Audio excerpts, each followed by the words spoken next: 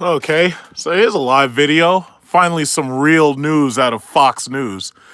So here you go. This story is Gary Gastello, written by Gary Gastello of Fox News. Okay. The Dodge Charger proves you can still sell big cars. Here's why. Now, first of all, before I even get started reading this, because I haven't even looked at the story, I haven't read it yet because I wanted to read it with you. But first of all, let me take you back to 2006 when I was buying my first Chrysler 300. Basically, before I purchased the Chrysler 300, I was on the fence about what car I was going to buy. In fact, to tell you the truth, and I hate to say this because it really is a bit embarrassing, I was actually considering buying a Ford 500. If you remember, the Ford 500 was basically a shitty Ford Taurus that had been rebadged, probably because they wanted to copy the 300's success. And so they started naming the cars ridiculously. Like they had the Ford 500, which was nothing more than a Ford Taurus. So anyway, I got into this Ford 500. I went up to Major World. Now, mind you, there's no shame in my game, so I'll just say it like it is. Yeah, hi everybody. I'll give you shout outs later while I'm telling the story. But anyway, I went to Major World on Queens Boulevard. Wait, is that Queens Boulevard? No, it's Northern Boulevard. Major World's on Northern Boulevard in Queens, right? So basically, let's think back. So basically, this is 2006. I hadn't started working full time yet. And the first job that I had was going to be at Capital One, and I was a banker, mortgage broker. But I hadn't started working yet. I had shitty credit because I was out of, I was right out of college, and I needed a car. So basically, I took my first paycheck, and I go down to Major World, and I start looking for cars. And they had the Ford 500, and I tried to get in the Ford 500. I was able to sit in the Ford 500 okay, but what bothered me was the steering wheel didn't telescope upwards enough. Because the thing about it is, if you're sitting in those cars and they're tight, if the telescoping steering wheel doesn't tilt high enough, it's rubbing on your legs, right? So basically, that's what killed my desire for the Ford 500. That killed my desire. And other than the interior space, I was really going to take that car. But I was like, I don't like this. And then I got into one of the Chrysler 300s. Now, my friend had really gotten me started with the Chrysler 300 because at first I didn't want it because I thought it would look like a poor man's Bentley. But he had a Hemi C 5.7. And I drove that car one time and I fell in love with the car. Because first of all, it was huge. The inside had technology that most cars didn't have. Like it had a navigation system. It had a moonroof that was not terribly expensive. It had heated seats and shit. It was really, really nice. It had leather looking seats. Like if you look back on that car now, back in 2006, that car was really cool. That car was really like buying a cheaper E-Class. So basically, I ended up with a 2006 Chrysler 300, which I quickly returned and I got a 2006 Chrysler 300 SRT. And then after that, I bought a black 2012 300 SRT. And the 300, it bothers me so fucking much that they discontinued that car basically by leaving it to dry. They basically hung it up and left it to dry. The 300 is dead simply because FCA did not market it well. Most people do not know that the 300 had access to all-wheel drive. Most people didn't know that the 300 had an SRT version. Because you got to remember, not everybody reads Car and Driver, not everybody reads Motor Trend and all that, right? The 300 was an awesome car. Now, the people you see driving them now are mostly Uber drivers, taxi drivers. And the reason why they do that is because it's a big car. And then you can get it with an all-wheel drive platform. So basically, you don't have to get an SUV. The same thing goes for the Magnum. Magnum was a gigantic car, and I've always find myself arguing with these morons on the internet who think they fucking know everything. They never bought shit except some piece of shit Honda Accord.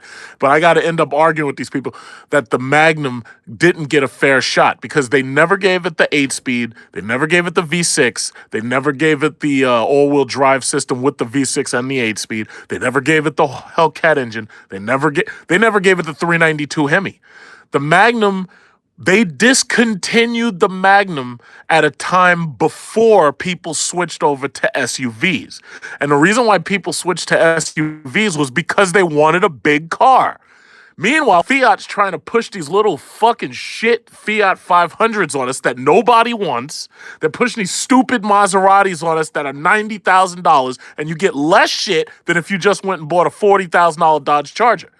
And it astounds me that these people are that stupid. Like, these guys are supposed to be CEOs that are multi-billionaires. They're supposed to be brilliant. Meanwhile, they're going into bankruptcy.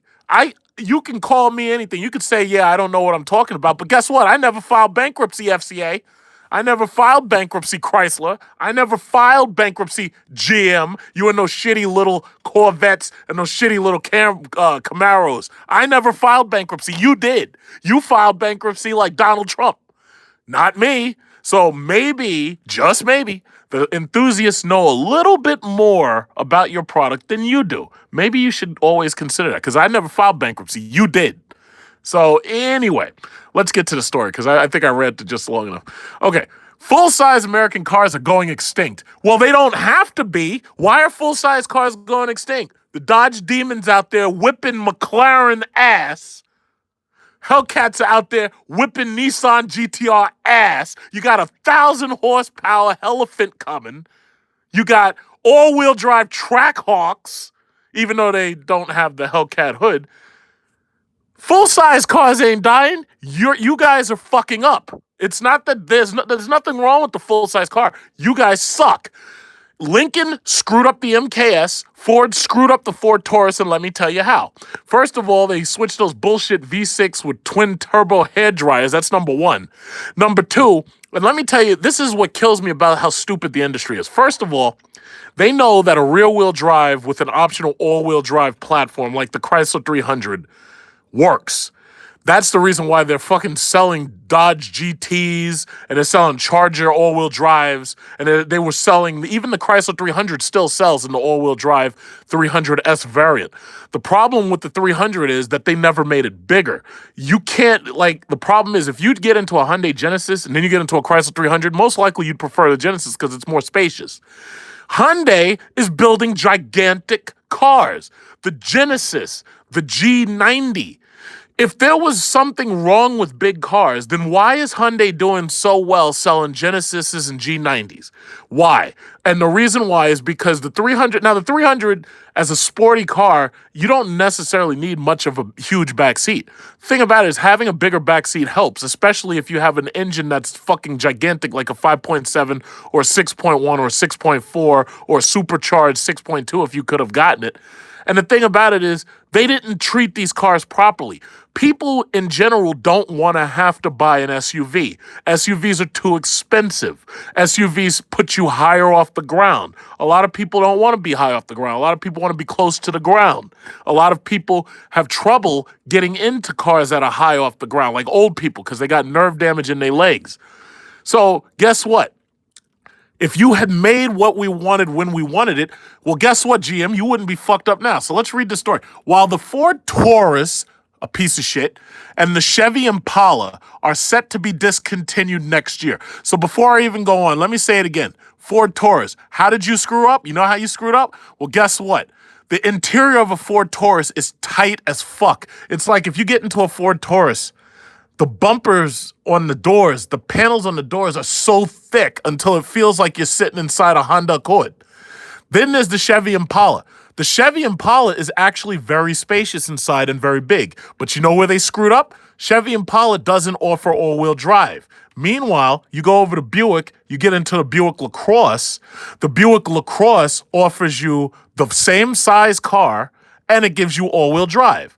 Then you also look at the CT6. The CT6 moves slowly because right now Cadillac is mostly selling XT5s and XT4s. And the XT4 is very, very aggressive right now with sales because it's a slightly less expensive XT5. The thing about it is the Chevy Impala didn't offer you all-wheel drive. Why would you build a car that big and not offer all-wheel drive? especially after seeing what Hyundai did with the H-Track Genesis. GM went bankrupt once, and it looks like they want to go bankrupt again because they're stupid. Now, the Cadillac XTS, the CT6, those cars will move. The XTS is still moving, and the reason why is because the XTS, unlike the CT6, the XTS has a bubble cockpit, so somebody like me can actually sit straight up in the XTS. Meanwhile, if I'm in the CT6, I feel like I'm laying down a little too much. I actually prefer, and I've said this before, I prefer the XTS over the CT6. The CT6 is too long. Now, why GM would make the CT6 so long and not give it a higher cockpit, bubble cockpit like you have in a Mercedes S-Class, or even the Hyundai Genesis, I don't know. But the problem is, I think they're using Chinese people in order to model how big these cars are. If they took my big ass and you fit me in there and I sit comfortably, that's how you know you've got a product that's going to sell. Because a lot of these people might not even be that big. The reason why they want a big car is because they got kids, they got family, they got strollers and shit they got to put in the trunk. If you're not selling a small car, not in America. Americans are fucking huge. I don't understand why you people are so dumb. Just think, goddammit. So anyway, Dodge Charger. Okay, while the Taurus and the Chevy Impala are set to be discontinued next year in favor of SUVs, obviously because SUVs are fucking huge, the Dodge Charger and Chrysler 300 continue to thrive. Continue to thrive. You know why? Because they're huge and they're fucking fast. With over 72,000 Dodge Chargers sold through November and 43,000 Chrysler 300s sold in, I guess, the same time span. This despite the fact that they are the oldest new cars. First of all, not only are these FCA cars old, the technology is ancient. And no, it's not just because of fleets. A lot of fleets have chosen SUVs. If you look at New York City PD, they use mostly Ford Explorers. They stopped using the Taurus unless they're Highway State Patrol, and they don't even want to use those. They'd rather have Dodge Chargers because they're faster. That fucking Taurus ain't touching no Hellcat on open road. And we've already seen the race where that white Challenger was drag racing all the cops, and he's in the next damn country, and the cops are trying to chase him. The only thing, the reason why he gave up is because he ran out of gas. They couldn't catch this man to save their pensions. They couldn't even save him. They couldn't catch this man to save their porky pensions. They couldn't catch him at all. What good are the cops if the cops are driving around in super slow bullshit cars, and meanwhile the criminals have Challenger Hellcats and Red Eyes and Demons? The criminals are driving around in Red Eyes and Demons, and the cops are driving around in these shitty-ass, slow Chevy Impalas and these shitty-ass, slow Ford Tauruses. You couldn't catch them to save your life. You couldn't catch us at all because we got the SRT, and you're driving around a stupid Ford Taurus and a stupid Chevy Impala, and you got this big, dumb truck. You're driving around in a big, dumb Ford Explorer, and I got a Demon. How you gonna catch me? If the cops had a McLaren 720 and they trying to catch the Demon, they can't catch the Demon because the McLaren 720 only runs into 10 seconds. And don't tell me anything about drag times and his Toyo Prox-ass, cheap-ass tires and him trying to run 9.7. I think somebody fiddled with that scoreboard. So anyway, let me get back to the story. Okay. Both totals are down a little bit from last year, but the Charger saw a 20% spike in sales in November month to go with a 55% drop for the 300. The 300's not being marketed, and that's what's wrong with it. Tim Kuniskis, who is the new head of Jeep, but used to oversee all of Fiat Chrysler's passenger car, thinks he knows the secret to their success. Well, before I read anything that this turkey has to say, I've already said it. They're big, they're huge, and they're fucking fast. That's the reason why they're selling so well. The Dodge Charger has what? The V6, the V8, and the Hellcat. And if these idiots were me, it would have the Red Eye and it would have the Demon engine possible. But okay, forget the Demon. I've heard, and don't tell Fiat Chrysler that I said this, I heard from a reliable source that it's very likely that the Angel is going to be a two-door Dodge Charger that has possibly the Elephant engine in it. Now, I can say whatever I want, but the thing about it is I heard that from what seemed to be a reliable source. So the Dodge Charger Angel might possibly be a two-door Dodge Charger that has the Elephant engine in it. What bothers me about FCA right now is that as many people know and recommend the SRT badge, these kids love it. They're trying to get rid of the SRT badge entirely, and they're calling them scat packs, and they're calling them all types of other things, except why don't you just fucking put SRT on it, goddammit? Scat is shit. The word scat means shit. Scat is a synonym for shit. Why the fuck would you be renaming these cars shit packs? Why would you do that? That doesn't make sense. That's stupid. Just call it SRT Dodge Charger. What's so hard about that? Dodge Charger SRT. You're trying to take the SRT badge off our cars, and we love the SRT badge. And you're trying to take it away, just like you did to the Trackhawk. That's why that shit's sitting on the lots, and you're trying to trick people into paying $2,000 a month for one of them shits, and it looks like a regular V6 Jeep. It's disgusting. So anyway, this is my personal opinion, Tim Kaniskis. This isn't the industry opinion. It's the Tim opinion. I don't really care about your opinion because I already know mine is fact and yours is just opinion. So anyway, but the Tim opinion is that cars will still survive are the cars that are very unique positioning. Performance cars and cars that have a lot of personality. Wrong. The problem with performance cars is obviously that they cost way too much. And when too many people get them, they're no longer exciting. The Dodge Charger, the Dodge Challenger, these cars are $30,000 cars that have been marked up to $70,000. You know what that's like? Imagine if Honda took a Honda Civic, which you know a Honda Civic is like a 15 or I think it's like a $10,000 car or something like that, right?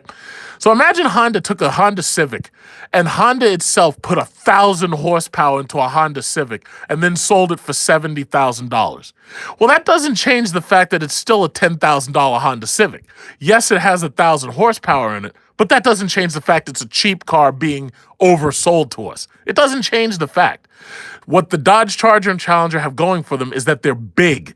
They're family cars. When I put 5 people into a Chrysler 300 SRT, or if I put 5 people in a Hellcat or 5 people in a Demon, I'll have 4 witnesses when I beat your ass. So that's important. And then when I'm not drag racing everybody and breaking speed limits and breaking the law, I'll be ferrying my kid back and forth to basketball practice or hockey practice or whatever these kids do nowadays, or taking my daughter to ballet. And when I'm not doing that, I'll be at Walmart getting groceries. That's the reason why these cars are so great, because I can put so much shit in them, whether it's people or stuff. I can put so much stuff in them. It's not rocket science, guys. It's not rocket science. That's the reason why they're doing so well.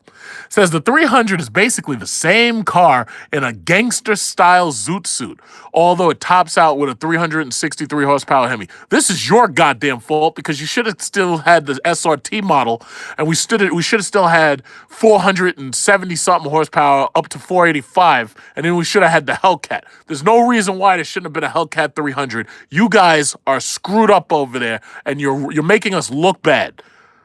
Making us look bad. Goddamn. So anyway, although the future of 300 and Chrysler brand as a whole remains cloudy, yeah, you're fucking it up.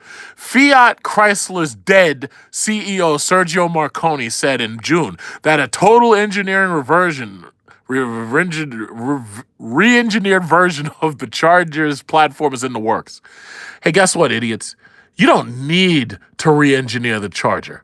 All you have to do is keep using that same platform and keep shoving more power into it. Who gives a goddamn if Car and Driver claims that it doesn't handle like they want it to handle? Who gives a shit what Motor Trend says about taking curves? Who cares what these little children who are at home playing Forza think? Nobody cares what they think. That's why you're able to sell us a $70,000 car that's marked up from $30,000. Nobody cares what they think.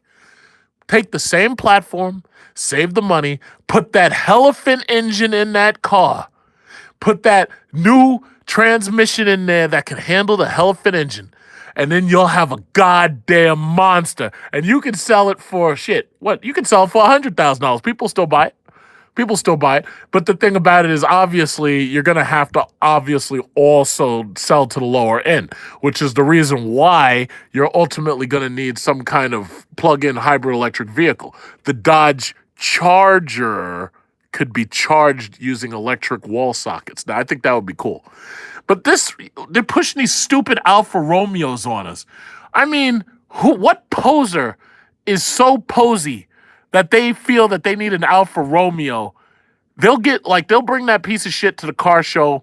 Somebody will look at the front grille and they'll be like, oh, wow, that's incredible. Wow, Alfa Romeo. And then they'll go on about their business. Nobody cares. Nobody cares. You keep pushing these little ass cars on us. The Alfa Romeo Giulia is small. Even the Alfa Romeo Stelvio is small. The Stelvio Quadrifoglio will never outsell a Jeep SRT.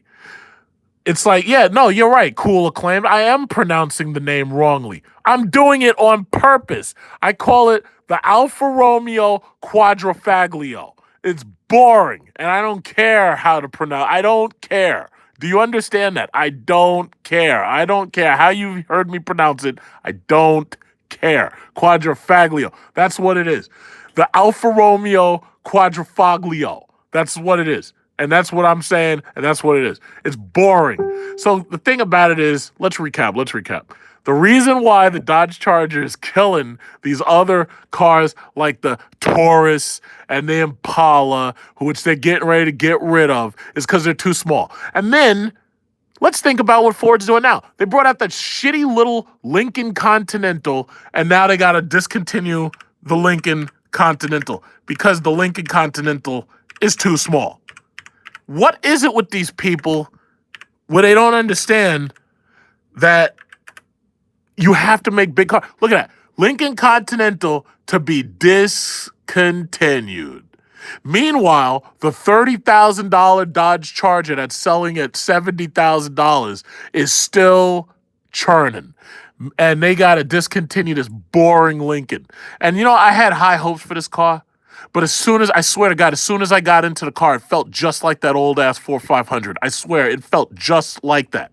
Yeah, it had a little bit more space in the back, but guess what, guys? I sit up front when I'm driving it. It's too small. They're trying to give these things away because they're not selling. You know what is selling? The Lincoln Navigator. You know why? Because it's fucking huge. The new Lincoln Navigator is so big that thing is like the size of the alien spaceship in Independence Day. It's huge. And then the inside looks good. The inside is actually nice. The inside of that new Navigator is nice. Look at the sales figures. Their total sales ain't shit. Total sales. 2018, 12,000. Yo, guess what? Dodge Charger Hellcat outsold you. You're a joke. Stop making small cars. I don't know what it is with you people. Stop them. Just stop it. We're Americans. We're fucking fat. Stop. Stop making small cars. And then they got a rear engine Corvette. You know that thing's going to be shit too. What is it? Because you know when they made that C7, I think it was, the C7, the Stingray, yeah, people bought them, they leased them, and then they just gave it back and they gave up on it. You see this? Another small-ass car. Now, meanwhile, if you put me in charge of FCA, we'll take that Hellcat motor and we'll put that shit in the Charger, the Trackhawk, which I'm going to change the name to Jeep SRT Hellcat, and then we're going to put it in the Dodge Challenger. We're going to have 1,000 Hellcat Elephant power, and we're going to put one of my Elephants up against this little shitty Corvette with its new rear engine bullshit, and we're going to eat him alive. He'll be seeing nothing but taillights. He'll be up against 1,000 horsepower in a Chrysler 300, and he'll be like, oh, man, well, I can't beat him in a drag strip, but at least I can turn better, and because that's what they do. That's what they do. When they realize that they can't beat you in straight line racing, you know what they do? They try to revert to the old, They try to revert to that old excuse. Oh, yeah, well, your car can't turn well. I don't give a goddamn if it can turn well. I live in New York City. There's no turns here. You just turn left, you turn right, you go around the corner, that's it. Look how tight this thing is. Look how tight that is. Look at that. Look how tight that thing is. That guy can barely get in there with his helmet. Look how tight that thing is. And in fact, there was a football player returned his Corvette because he couldn't fit in it. I don't know if you heard about that story. What was his name? Defense lineman Arthur Jones. Did you hear about that story? Look at this guy. Look how big those arms are. So now he's not a fat guy. He's not a fat guy, right? He couldn't get in that fucking Corvette because it was so fucking small. Here's my question. Because I'm starting to think the car industry is racist. That's what I'm starting to think. All of these huge black men with multiple millions of dollars who are stupid with their money and buy 10 and 15 cars, right? Buy like Floyd Mayweather, buy 10 and 15 cars. Why aren't you making Lamborghinis that I can fit in? Why aren't you making Ferraris that I can fit in? Why aren't you making Corvettes that I can fit in? You're targeting these little short Tom Cruise impotent little guys, and they're buying your shit and then taking it back. And meanwhile, you got multimillionaires who got big cash money and would love to stupidly walk into Lamborghini and drive out one of them Lamborghini S's or one of them Ferraris. But as soon as they get into it, they're like, oh man, I have to take my millions of dollars elsewhere and buy a Cadillac Escalade because I can't fit in your Corvette. Why are you making all these goddamn small cars? Why? It's stupid. Stop making... Let me tell you something. GM and Ford, you've been warned. If you keep making these shitty small cars, I guarantee you that with the next time you try to file bankruptcy, I guarantee you that there'll be a Republican president or a Republican Congress, and they're going to say no. And they'll let you fail like they should have done the first time. They should have failed your asses because you've been turning out nothing but shit since 2006. Shit. All of your cars are shit. Your boring ass Impalas failed. Your boring ass Tauruses failed. You've been turning out garbage since 2006. If you're not going to make cars big enough for real Americans, like real Americans with size 48-inch waists. If you're not going to do that, then you deserve to fail. You and McLaren and Lamborghini. I hope that you guys go bankrupt, each and every one of you, because the free market is always right. Even Lamborghini woke up and they said, you know what? We got to build bigger. We got to build something bigger. So you know what they did? They built the freaking Urus. That's what they did. Because they said, you know what? These big, fat fucking Americans are the only ones who have enough money to buy our cars and are stupid enough to actually pay top dollar for one of our cars. I actually saw a yellow Urus. I saw a yellow Urus on the Southern State Parkway. In fact, before the Urus came out, I was invited to Lamborghini to see the demo version of the Urus. Now, the problem right now with the Urus is it's like $250,000, but they're going like $100,000 above sticker because everybody's trying to get one. But even Lamborghini woke the fuck up and they said, you know what? These fat fucking Americans can't fit in our cars, but they have money. And we can't sell this shit in Europe because Europe's going through austerity and the rich people are trying to pretend that they're poor so that the poor people don't rob and eat their asses. So you know what we got to do? We got to start building bigger cars. Even Lamborghini figured it out. Lamborghini built this ugly ass, when you say sexy Florida boy, let me replace the word sexy with ugly because it's an ugly ass rebadged Audi. Hopefully within the next generation, they make a true Urus and they put a V12 in there like they did with the Aventador. And let's say they don't put a V12 in there. Let's say they put something better in, something more special. This V8 bullshit twin turbo ass nonsense car. Meanwhile, they got a V10 in the Huracan. They got a V12 in the Aventador. This ugly ass car. And I seen this thing in person. This thing is ugly. Ugly. That's what it is. You say sexy, I say ugly. That's what it is. So Lamborghini woke up and they built the Urus. And then even Porsche woke up.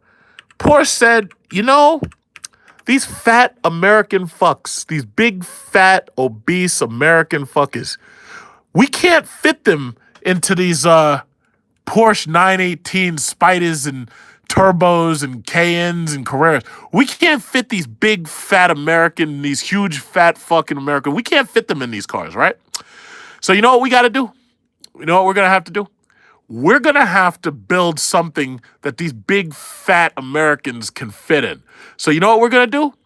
We're going to turn this thing into not only an SUV, but also we're going to make a big car with 4 doors. So these big, fat Americans can fit in them. That's what we're going to do. Now, this thing is ugly. I don't care what anybody says, this thing is ugly. It looks, in fact, the front of this piece of shit looks like a Fisker Karma, in my opinion. That's what I'm seeing right there. Because it has this horrible, look how big that overhang is. Look at that overhang, my God. That thing looks terrible. Look at that. So anyway, they say, you know what? We got to get these big, fat, wealthy, stealing Social Security and pension check, these big, fat Americans. We got to get them into our cars. So what we're going to have to do is we're going to have to make our cars huge. So what did they do? They started bringing out Panameras. Panameras. For all of these fat Americans that can't fit in a 918 Spider or 911 Turbo because you can't fit in it because you're just too big, whether you're too tall or whether you're too big. So they started making these. Do you get the picture, GM, that maybe, just maybe, if you made your cars bigger and faster, that might solve some of your problems? For example, the Chevy SS failed. I hate it when these YouTubers are always trying to talk up the Chevy SS. The Chevy SS failed for a very simple reason. Because the Chevy SS and the Chevy Impala should have been the same car. It should have been just like Chrysler with their all-wheel drive regular 300S. And then you could have the Hemi version, which would have been the Chevy SS. Second of all, the Chevy SS looks like a goddamn Malibu on steroids. That's what it looks like. It looks like a boring, ugly cop car. That's what it looks like. Had they marketed this thing better, and they had changed it and made it look a little more aggressive with a better looking front end, not this ugly shit that they got here, the Chevy SS could have been better. But you know what killed the Chevy SS? The Dodge Charger killed the SS. Good for GM. So this is what GM has been doing with our tax dollars. You know how I don't like wasting tax dollars? I don't like wasting tax dollars. People like Amber Geiger, who's a murderer, I don't see any reason to keep murderers and rapists alive. As far as I'm concerned, we should just be executing them left and right, and then we can take those tax dollars, save them, and we can use them for more important things like Brembo brakes, better tires, like the ones Demonology got, race batteries. Why am I keeping these people alive? If they're getting life sentences, they ain't good for nothing. They're just going to sit in jail and rot. That's a waste of my money. I could be using my tax dollars on race batteries. I could be using my tax dollars on I could be using my tax dollars on Blizzak tires and anything. There's no reason to keep these murderers and rapists alive. There's no reason at all. At all. So GM is taking your tax dollars, wasting them. And this is what GM comes up with. They come up with a failure in the Chevy SS. That's what they come up with. They come up with a failure in the Chevy Impala. That's what they come up with. That's what they do. So they take my tax dollars to get bailed out. The guys who are at the top of the company get their golden parachutes and steal as much money as they possibly can. Now, had this been China, all of them would have been executed. Because, you know, China executes people for embezzlement, right? So anyway, let's see new inventory for Chevy. Chevy's cars suck. I hate coming. I don't even like their website. Look at this cheap-ass website. Oh, this is Major World's website. That's why. But, okay. So these boring Camaros, they're so boring. They're so boring. This is what GM is doing. They're wasting our money. And then, look at that. You go straight from having Camaros to having these ugly, boring Chevy Traverses, these boring, I think they were bringing back the Blazer, boring, boring, boring. It's all boring. $35,000 monstrosities. They're ugly and they're boring. First of all, if you're using the Americans' taxpayer dollars, you should actually be forced to give us these cars for free because technically it's ours. Technically, we paid for it. But, I don't understand bankruptcy law that well, so I guess I can't say that. But they're boring. Now, do they sell? Oh, yeah, they sell. They sell to soccer moms. They sell to young women who are deep in student loan debt and are trying to get a sugar daddy to pay their bills. And they sell to Japanese girls under Injo Kosai who are dating much older men. Injo Kosai, that's the Japanese form of having a sugar daddy. And these things are so boring. Now, in their defense, yeah, they have all-wheel drive. They got these look at these ugly plastic vents. My God, these things are ugly. God damn, these things are ugly. It's like GM deserves to go bankrupt again. They really do. They really, really do. And they're making boring stuff. Boring, just boring. It's like, the reason why these Camaro guys and Corvette guys, they hate SRT guys is because when we show up to the car shows, we take them shits over with SRT products. It doesn't matter. If you have a Jeep SRT, people are busy looking at that over these stupid Camaros and these boring everything else that they have, the boring cars. Look at this. This is Ford's lineup. This is Ford's lineup. We've got a 2019 Fiesta that barely any Americans can fit in. So where do we have to sell these? We have to sell these in third world countries where the people are still small, like Dominican Republic, like Puerto Rico, like Brazil, like Colombia. And then if you sell them in Brazil, you got to get bulletproof windows because Brazil's a fucking war zone. They had like 61,000 murders last year. Then Ford Focus, another small car for soccer moms who can't afford better. Then you got the 2019 Fusion. They're getting ready to get rid of that too because it's small and it's boring. 22,000, boring. Then you got the C-Max. I don't even know what that is. It's boring. That's how boring it is, the C-Max. This is what Ford's making. So you can tell just from looking at this that Ford isn't really worried about the American consumer. Ford is busy making cars for third world countries with small, poor people who can actually afford this $24,000 car. Boring. Like when I was in Seychelles, yeah, you saw some of these things. But I'm sorry, this is not what an American wants. We don't C-Max. Yeah, what the hell is this? The C-Max. What the hell does that mean? C-Max. That's the C word. That's what it means. Ford C word Max. Like, the derogatory word for women. So anyway, look at this thing. It's boring. Look at her. Look at her. Doesn't she look bored? Doesn't she look bored right there? She looks bored. Look at that. That thing is boring. This is what they make. This is what they're doing with our taxpayer dollars. This is what they're doing. Look at this. Look at this interior. This interior sucks. It sucks. The top speed of 120? 120? Is that it? Is that it? Oh, man. See, the one thing about being an SRT owner is when I hear about police chases and wild police chases and they've got like guys who are doing 159 and all that, I can look at that and I'd be like, yo, why are you going so slow? My car does that easily when I drive to Pennsylvania. Now, granted, it's not legal, but the thing about it is it's possible, And then you go back to Ford's vehicles lineup and they've got the Mustang, the lovely Mustang, which is going to end up being the only small car that they still have, simply because the Mustang, in its defense, is the best-selling pony car or muscle. Well, it's a pony car, but it's the best-selling sports car of all time, I believe, all the way around the world. Okay, great. Good for you. But that's because it's cheap. Cheap. Have you ever gotten in a Mustang with those ugly square? Everything is a square. I think the guys at Ford have nothing more to design their cars but a ruler or a protractor, and that's it. Everything is square inside. Like the interior is all square. Like the buttons are square. Everything is a rectangle. It doesn't make any goddamn sense. And then that's the shifter. It's boring. It looks phallic to me. I don't like it. I don't like anything. I'm sorry. Ford is boring. It's just so boring. Look at this car. Look at this interior. And then meanwhile, the SRT boys will gap your ass. Gap your ass. With the demon, with the red eye. You give me the fastest Mustang and I will gap that bastard with the elephant. I'll gap him for life. Gap-tized. just like a pastor. I will baptize you. All I need is that elephant engine and I'll do it in the track hawk with the elephant engine. You will get gapped. Look at this boring. Look at this. This is their navigation system. Look at that. Boring.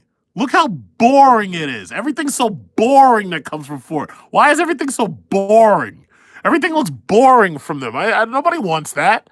Meanwhile, the new Uconnect, well, even the old Uconnect is better than that. I mean, these things are so boring. Look at the Uconnect. Uconnect has crisp digital gauges. Where's the SRT Uconnect? We have so much better. Look at this. Look at this. When you get into a car and you turn that on and you're doing 470 horsepower, oh man.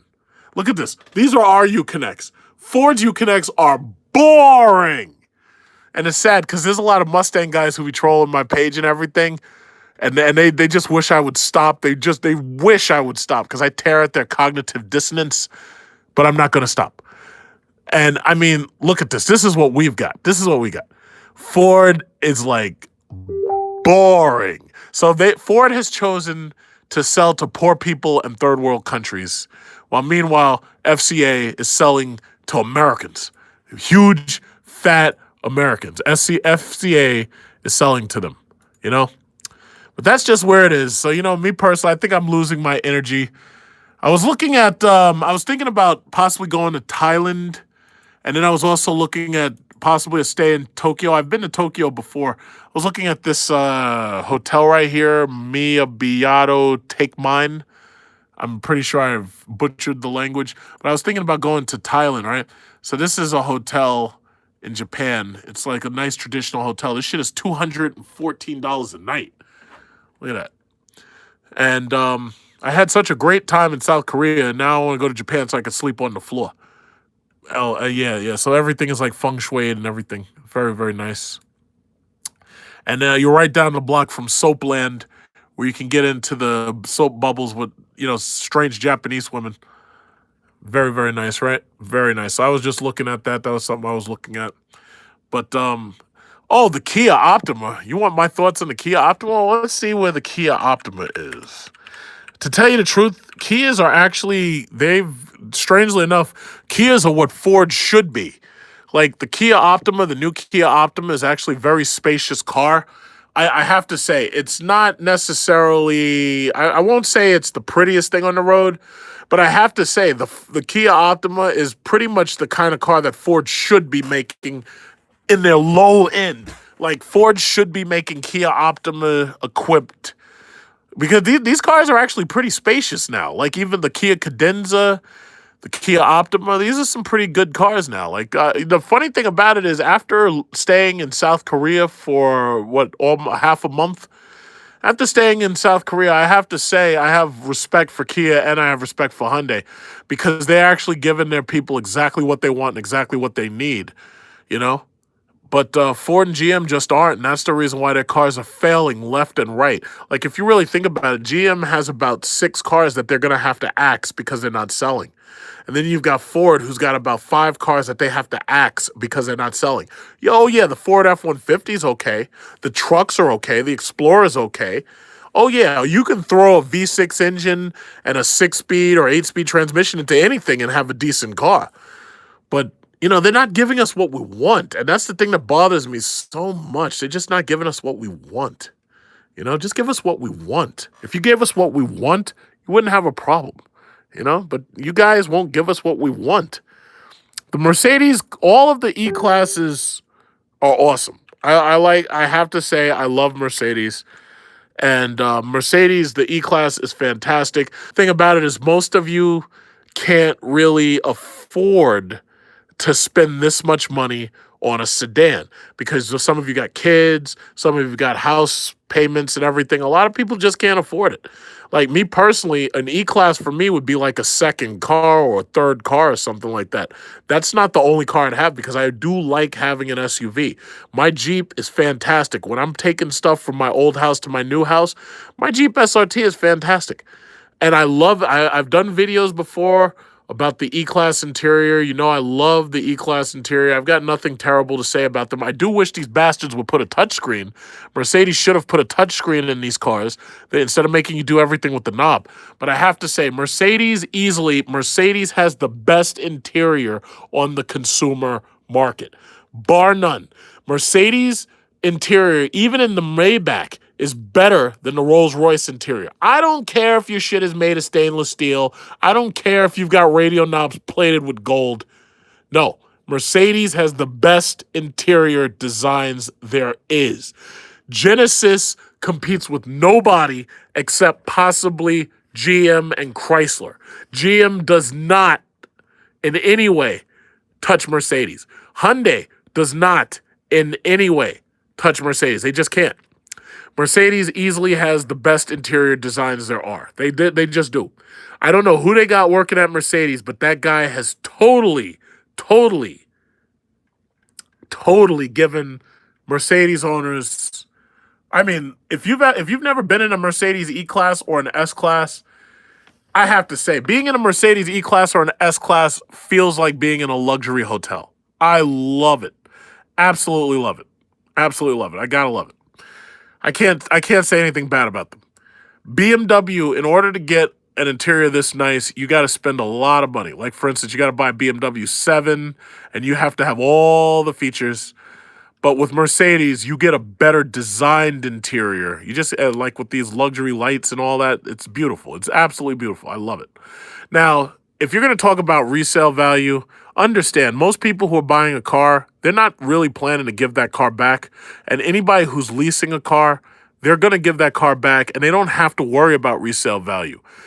As long as they keep leasing with Mercedes, they're going to give that car back in its entirety, and that's it. And then they have to take more money and buy another car. Now, if they decide to lease a car, give it back, and then go over to BMW, yeah, they can do that. Resale value does not matter. Resale value doesn't matter when you lease a car. These people who are financing cars and worried about resale value, it doesn't make any goddamn sense.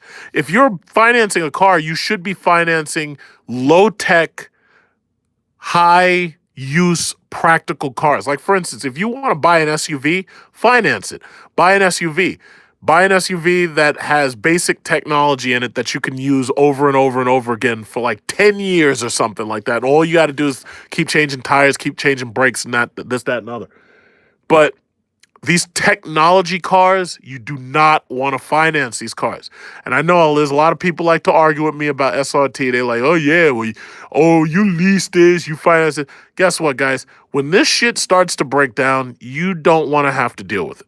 You want to be able to say, hey, guess what? My lease is up. Take this car back. I'm going on about my business. Oh, well, don't leave. We've got the Elephant. Oh, okay, great. I'll buy the Elephant. And you don't even have to worry about resale value. Resale value is for suckers. It's like, I don't understand why. But you know what? I do understand it. A lot of you guys live in these parts of the country where you'll finance everything. Leasing is something bad. You don't like leasing. But I live in New York City, and there's people in California and Florida, all of these big states, these big cities. We lease stuff when we can. Financing makes sense for certain things, but leasing makes sense for a lot of other things. You said, Juan, Puerto Rico is not a third world country. Well, okay. First of all, when they say third world country, they mean it as an insult. But the thing about it is, Puerto Rico has a lot of issues. Like, for instance, the facts are they have like 50% unemployment, right? And I think the problem with Puerto Rico is that Puerto Rico wants to enjoy its status as a Commonwealth, I believe it is. It's a holding of the United States of America, but the problem is they don't pay taxes, and therefore they don't vote in federal elections. But the problem is they have very, very high unemployment, which is true. That's a fact. And then on top of that, they don't have the money flowing to make infrastructure there. And the reality is it's not Puerto Rico's fault, because Puerto Rico allowed itself to be used as a tax haven by these scumbag rich-ass Americans who were using it as a tax haven. And then what they would do is they didn't invest in Puerto Rico's infrastructure, which is the reason why that when Puerto Rico has like one hurricane, the shit devastates the whole fucking place. Now, if Puerto Rico had the money that it should have, it wouldn't have its hands out to Donald Trump of all people, because you know Trump's an asshole. They wouldn't have their money, they wouldn't have their pockets empty and their hands out to Donald Trump.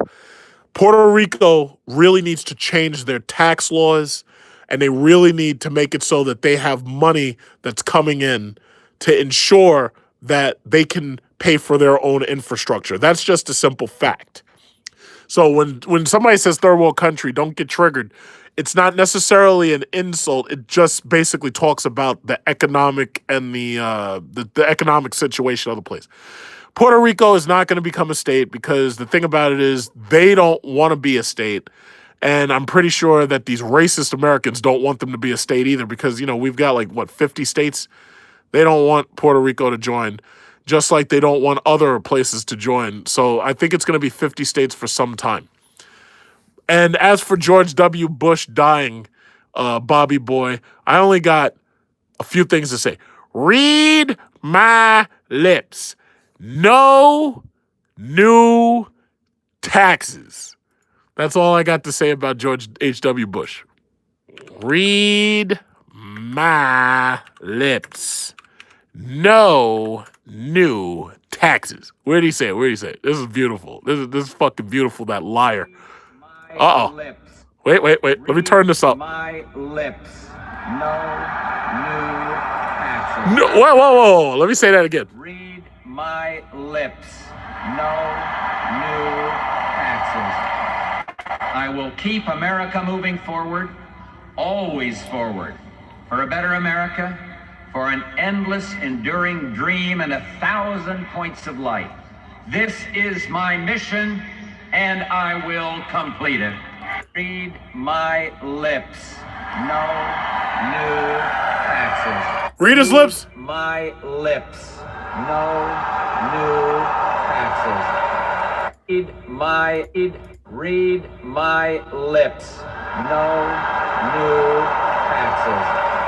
I will keep America. Wait. My lips. No new taxes. You see? I will keep America. See, I happen to live in a country where voters don't learn their lesson. That's where I live. I live in the United States of America where voters do not learn their lesson. And they vote.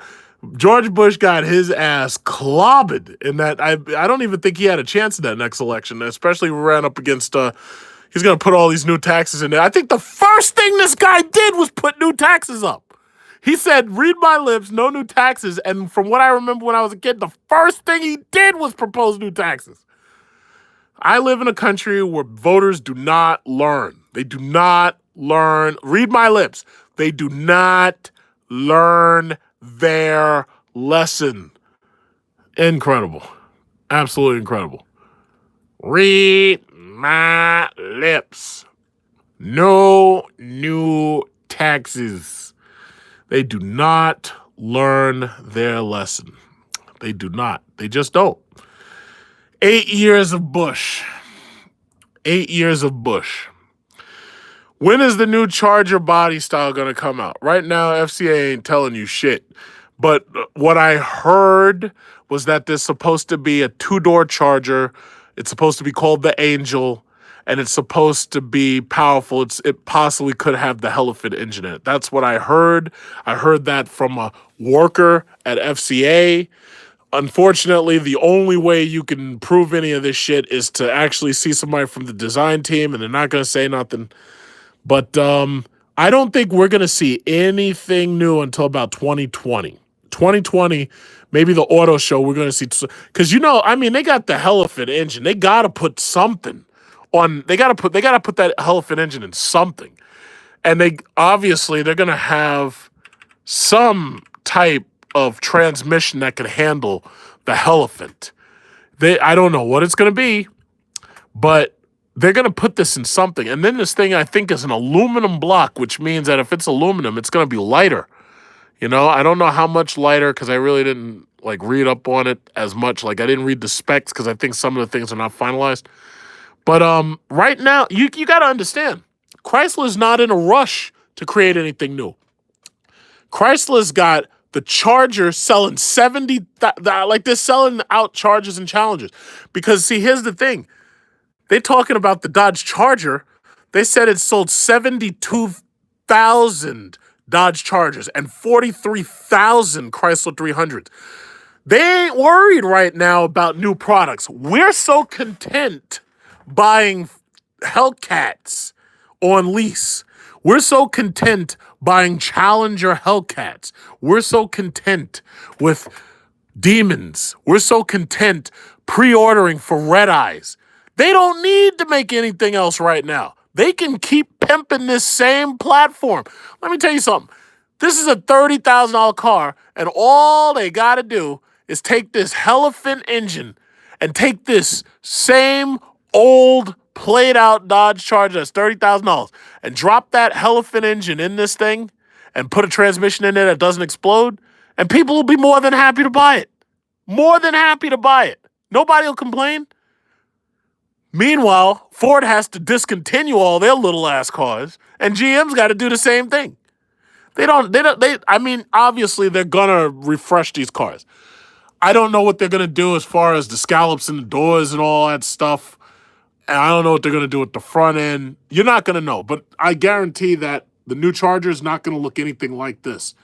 We just don't know. So you're going to have to wait and find out. But if they play their hand right, they'll make really, really, really great progress.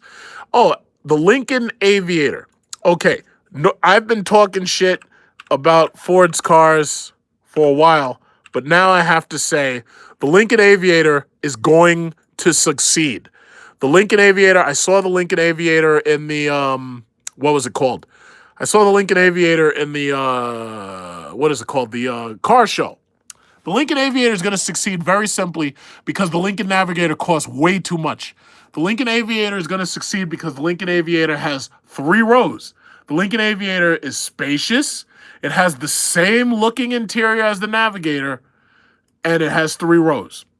And that's all they had to do. It's not rocket science. It's a nice interior. I have to say I'm not a fan of these floating... I'm not really a fan of these floating nav screens. I kind of like it when the dash actually goes over the nav screen, but everybody's doing floating nav screens now, so I guess that's the new big thing thanks to BMW. But no, the Lincoln Aviator is going to succeed. Hey, look at him. They're watching George W. Bush. Look at that. Look at that George W. Bush. Trump pays respects to George W. Bush. It's a damn shame that John McCain said, keep this bastard away from my funeral. I do not want this asshole at my funeral. Donald Trump and his purchased wife. You know, Melania Trump, they used to pass her around like a bucket of chicken wings when she was back in Slovenia. You know, that's why we've got, you think about it. Of all the first ladies, how many of the first ladies have you ever seen their naked scooch? I ain't never seen no naked scooch from Michelle Obama. I never seen no naked scooch from Barbara Bush. I never saw no naked scooch from Reagan's wife, whatever her name was, Nancy Reagan.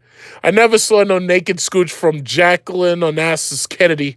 I never saw any naked scooch from any first lady until Donald Trump got into office. And now you got naked scooch. Naked scooch. Absolute naked scooch. You know? No, as far as I'm concerned, there's no president who's necessarily better than another president. There's no first lady who's necessarily better than a first lady. But what I can tell you is I have no idea what most of the first ladies' naked scooches look like. Meanwhile, I have every idea exactly what Melania Trump's naked scooch looks like. So as far as I'm concerned, that right there is... See, what did I say a little while ago? I live in a country... Look at the Trump finger. I live in a country with voters who do not learn their lesson. That's where I live. So I have a bunch of voters who are ready to put this madman, and it's not enough because he's a one-term president. I've been promising you that. Trump is a one-term president. But there's a number of Trump supporters who want to put this madman back into office for another 4 years and his naked scooch wife. And they want to put them back in office. And to tell you the truth, it's not going to happen. No, me personally, I watch Fox News. I mean, listen, if I'm going to have one of these news media organizations lying to me, I want to be lied to by the best. And I have to say, I like watching Fox News because Fox News always has sexy women in the round table, and they always, have you ever watched that Fox News?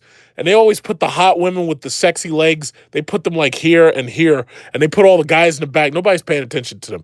Everybody's only looking at the sexy legs. I think Fox News is sponsored by Hanes Her Way or pantyhose commercials. I don't know. Bottom line is this. I watch Fox News because it's slightly more entertaining, even though I know half of what they're saying is bullshit. When you watch MSNBC sucks. Like, if I watch MSNBC, the women all look like Harry Potter. Oh, Xbox, watch MSNBC. Yeah, let's watch MSNBC for just a second. The women on MSNBC all look like Harry Potter. They're boring. I don't like watching them at all. CNN has slightly better looking women, but they're all basically either Latin American women or they're like foreign women, which I like foreign women. So, that's kind of interesting. Look at this. This is an MSNBC woman. Look at this. I don't want to watch that. And then everybody looks like him. Everybody's got those thick glasses to make them seem smarter than they are. And they got big egg heads like Harry Potter. I don't want to watch that. That's boring. I don't want to watch that. It's like, listen, if you think you're an intellectual, I have 2 master's degrees, but I have 2 master's degrees, 1 bachelor's, a pilot's license, and I speak fucking Mandarin Chinese and read and write it. So I don't have to prove to these liberal intellectuals. I don't have to prove shit to them. What I can say is that they're not exciting. All the women on MSNBC look like this guy. I don't like watching that. It's boring. I just don't like watching it. I don't like watching it. I'm sorry. Xbox, watch CNN.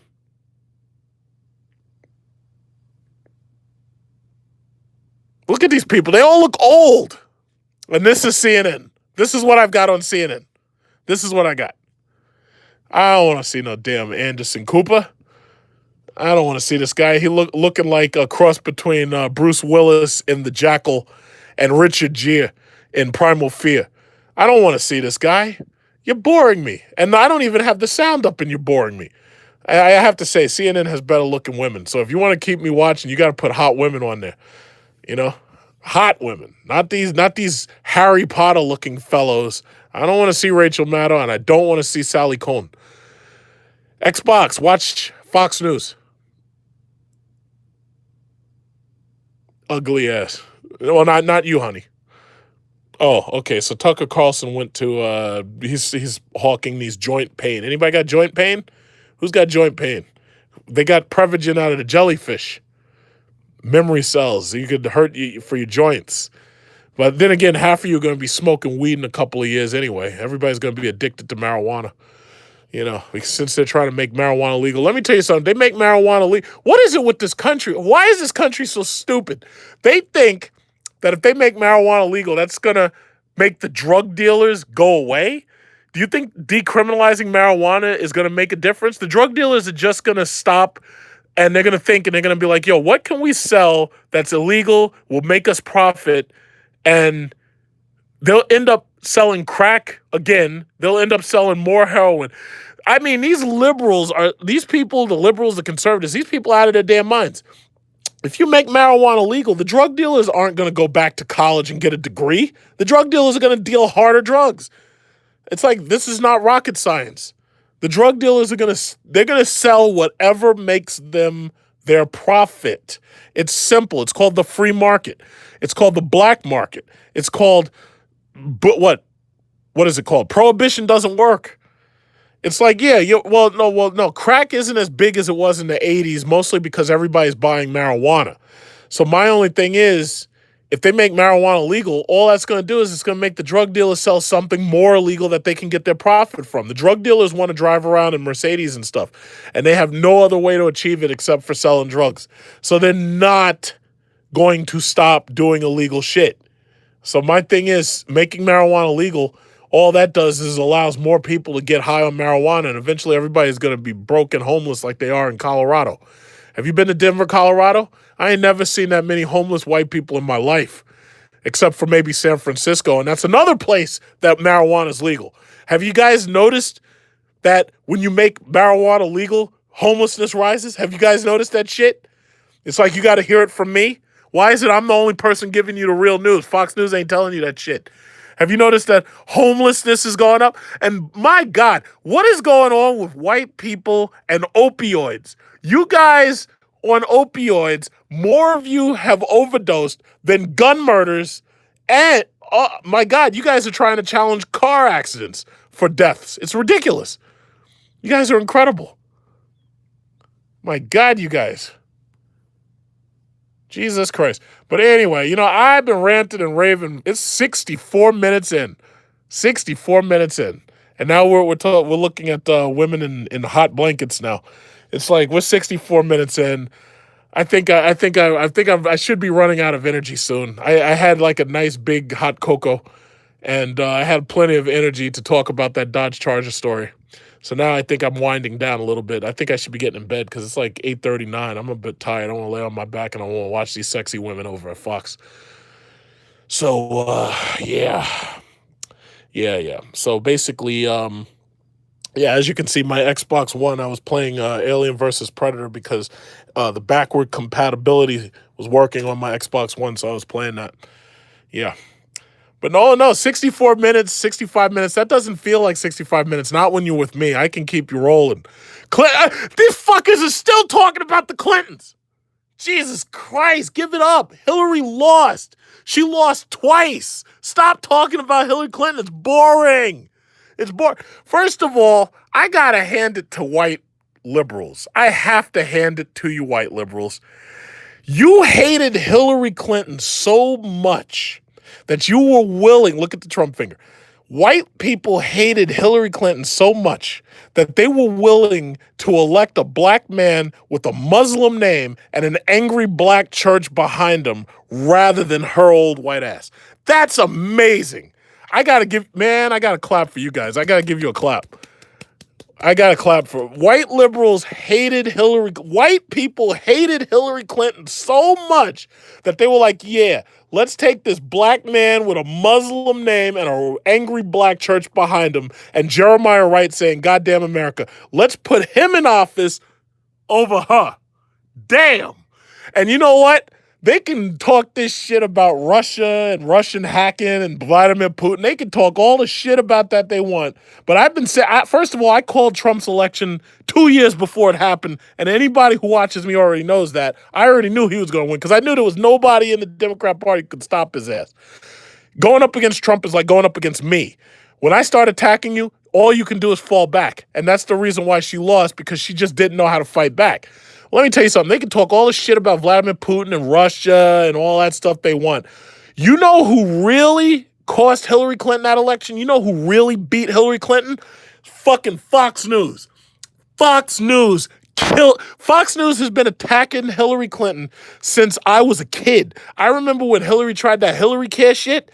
As soon as those HMOs or them healthcare people, as soon as they heard the word Hillary Care and they heard the word socialized medicine, these motherfuckers came after her through Fox News and conservative talk radio. They came after her with a fury that you wouldn't have even seen out of Satan versus Jesus. I ain't never seen no shit like that. They're busy talking about Russia. No, Fox News beat Hillary Clinton. And you know it damn sure wasn't Trump alone. Trump was getting free press from Fox and from OAN and these other networks. These conservative talk groups were giving this guy free press. They destroyed Hillary Clinton. So don't tell me nothing about Vladimir Putin. Don't tell me nothing about Russia. At the end of the day, when I went to vote, there were no Russians in my neighborhood trying to say, oh, yes, hi, Comrade Black Men. If you vote for Comrade Trump, we will give you 60,000 rubles. That fucking never happened. No. People hated her. For whatever reason they hated her. And I tell you, it started right here with Fox because they were running a non-stop anti-Hillary campaign. And they've been doing it for like the last 20 years.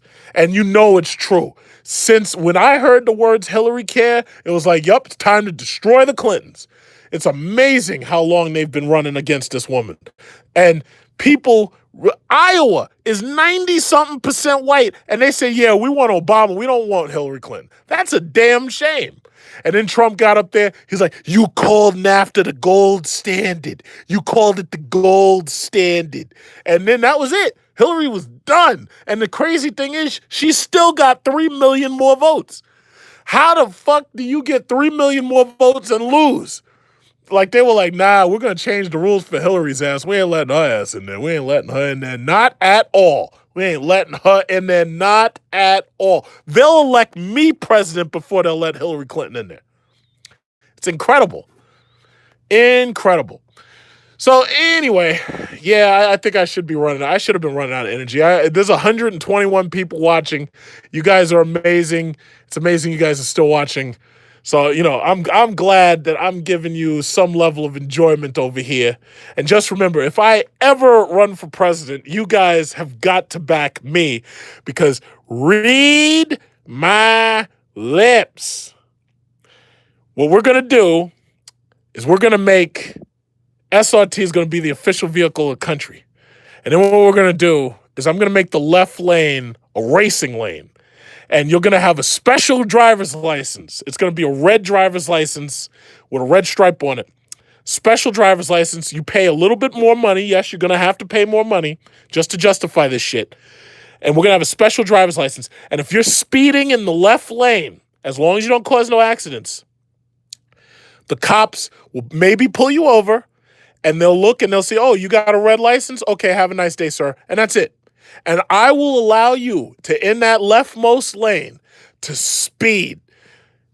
And you'll be able to pass in the center lane to the left lane just in case somebody's in the left and they're not going fast enough and you've got something fast.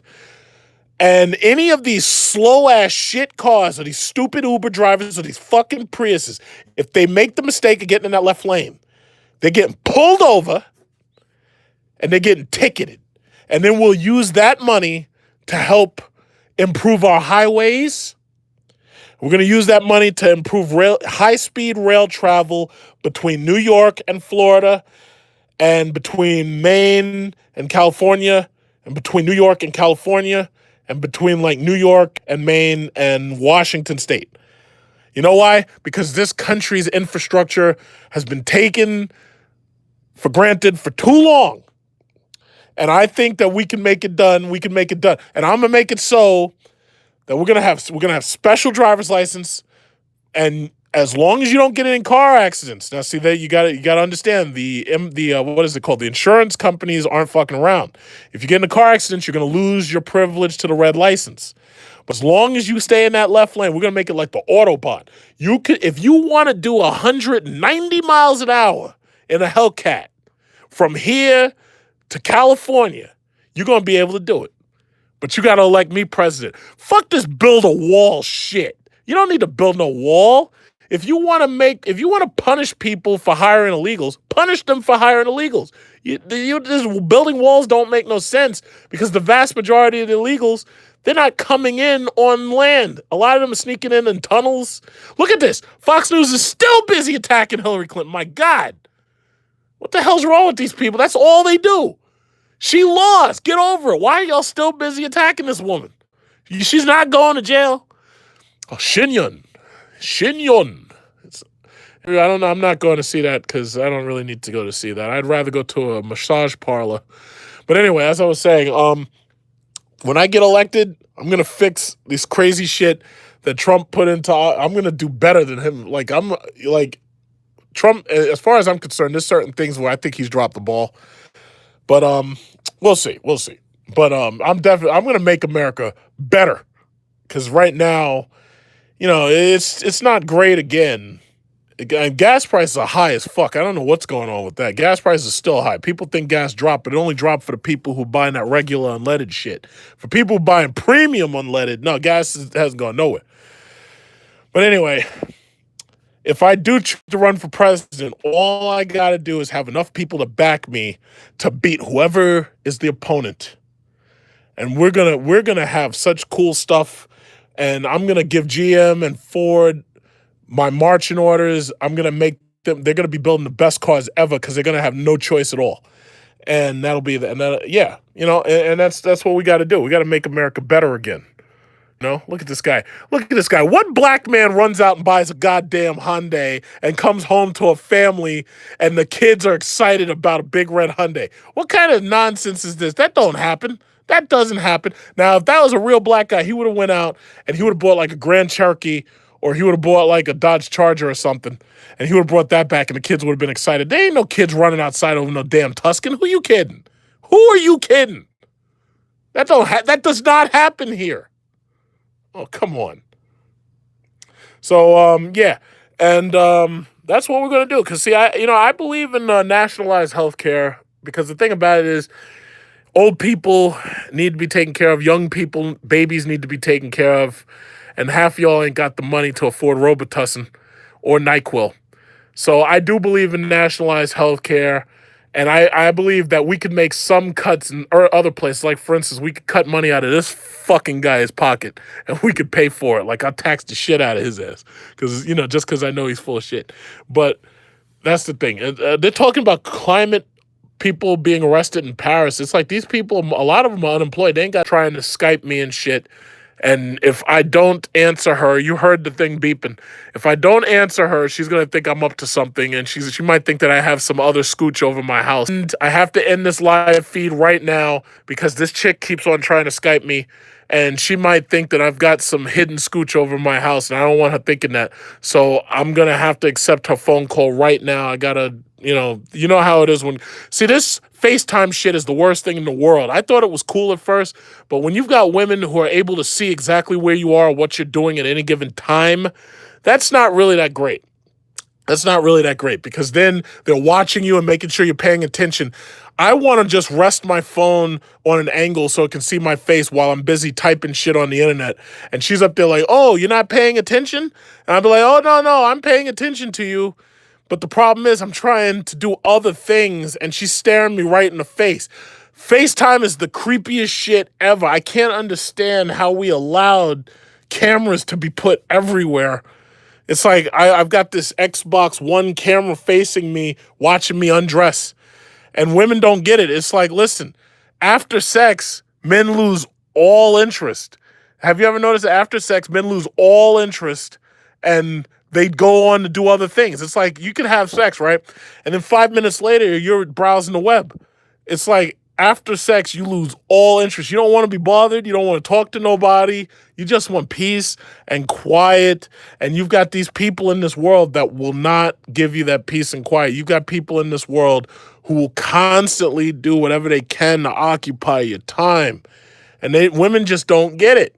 They just don't get it. It's like you could have some sex and then you want to go watch sports. You don't want to be bothered because men, that's how our minds work. Men lose all interest after sex. And yeah, you get hungry, you get thirsty. It's like after you have some sex and then the next thing you know, you're like, oh, I got to go do something else. I'll go mow the lawn or something like that. It's like men lose all interest in women right after that, that climax. So, yeah, that's the thing. Paris is on fire, but I guess that's because they won't use live ammo on these protesters. So I guess shame on them. But, yeah. So anyway, I got to go because she's going to wonder where I am. Now, mind you, she told me she wanted to call me at 9. It's not 9. It's fucking 8:52. 8:52. It's not 9. Why are you calling me at 8:52? I have shit to do. I'm busy entertaining my YouTube clientele. And you said 9. It's not 9. It's 8:52. Yeah, so that's that. So now I'm exhausted. So I'm going to go now and I'm going to answer her call. And I'm going to do exactly what I told you I'm going to do. I'm going to set my iPhone FaceTime up and she's not going to realize that I'm busy on the internet trolling and typing shit, like insults to people on like Yahoo News. She's not even going to know anything about it. And she's going to assume I'm paying attention to her. But she doesn't have anything necessary. She doesn't have anything special to say right now. It's like, listen, if you've got something really exciting to say, okay, cool. But if you don't have nothing to say, I don't feel like sitting there staring at you on fucking FaceTime. I just don't. I don't feel like staring at you on FaceTime. I'm trying to watch Sean Hannity and, all right, she's doing it again. And mind you, it's 8:53. It's not 9 o'clock, and she's still texting me. She's still sending me freaking chat requests, and she's trying to get my video camera rolling. So I gotta get off now, and I gotta, you know, I gotta answer her call because otherwise she'll get suspicious. And meanwhile, I'm doing nothing out of line. I'm doing nothing wrong. I'm just here blogging, vlogging, whatever. And she's calling me and she's interrupting us while we're having our conversation. You know, it's incredible. Women, my God. It's like, man. But I'm glad I was born a man because I wouldn't have wanted to be a born woman. Women got it really, really hard. See, the thing about it is men, you know, all we got to worry about is having enough money to get women. Women got to worry about being pretty and all that stuff. I ain't got to worry about none of that. I don't have to be pretty. All I got to have is a big wallet. And you can get pretty women. Just like that guy, Jorge, on 90 Day Fiancé, who got Anfisa, and now Anfisa's hot, and he's in fucking jail for dealing drugs, that idiot. So he got her green card, and now he's in the booty house. How stupid is that? That's just dumb. But yeah. Oh yeah, you see this? You see this? Men don't have to worry about being pretty. Men just have to worry about buying big trucks. Just gotta buy a big truck. And then the women fall all over you. Like this guy. Men don't have to worry about being pretty. Men just have to worry about Blue M super strength. You know, they gotta worry about their arms hurting. Like this guy. So yeah, that's it. Yeah, I'm not going. George and Anfisa from 90 Day Fiancé. George is in the booty house because he was stupid and he was selling drugs so he could afford his Russian scooch from Moscow, and now he's in jail. And she's enjoying her green card, and she's an Instagram model. Anfisa Nava. She's on YouTube too. She's just showing off her ass all over the place, just like Melania Trump, just showing it off.